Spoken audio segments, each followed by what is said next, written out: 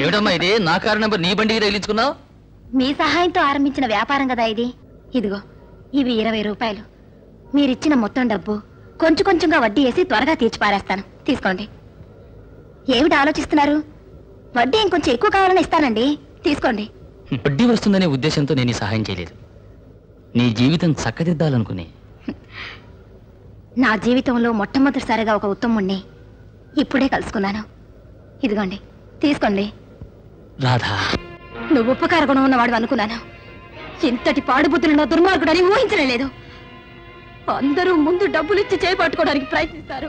నువ్వు కాస్త టైం ఇచ్చి ఆలస్యంగా పట్టుకున్నావు. అంతేనయ్యా వ్యత్యాసం.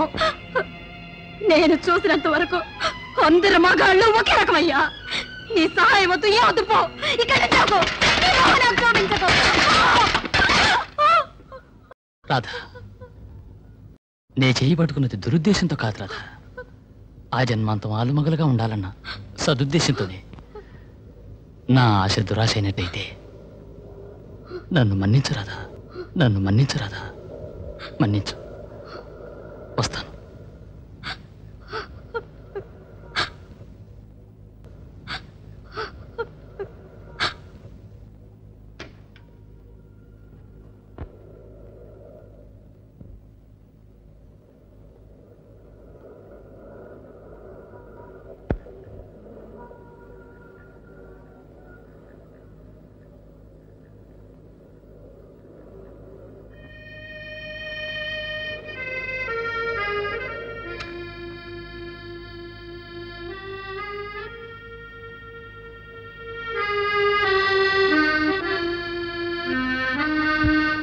నేను ఇలా ప్రవర్తించడానికి గల కారణం, నీతి లేని మగాళ్ళందరిలా నువ్వు తప్పుగా ప్రవర్తించబోతున్నావు అనుకున్నానయ్యా.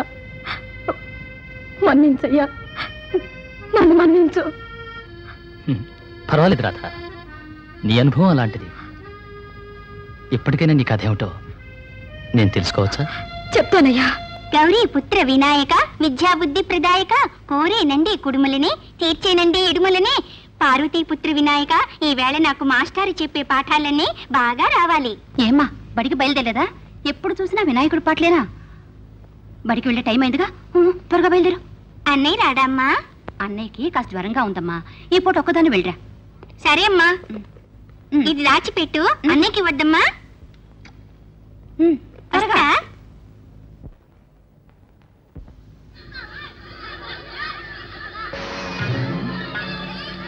ఏంటమ్మా, ఐస్ కావాలా? అవును. ఏయ్, మంచి ఐస్ ఫ్రూట్ ఇవయ్యా. అట్టగేనండి. ఇది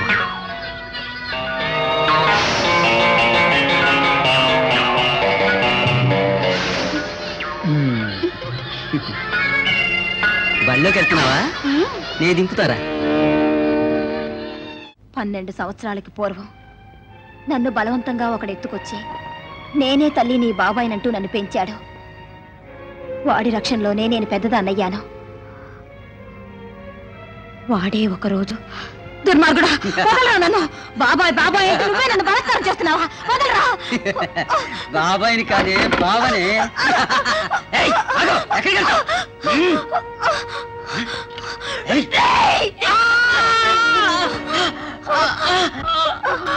ఆనాటి నుంచి ఈనాటి వరకు దిక్కులేని పక్షిగా జీవిస్తున్నాను.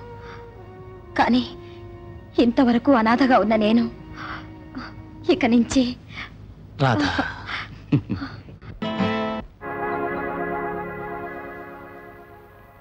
నేను చెప్పిందంత జ్ఞానా? అయితే రా చూద్దాం. 1 minute ఉండవు. సరిగ్గా ఉన్నాయా? సరిగ్గా రా.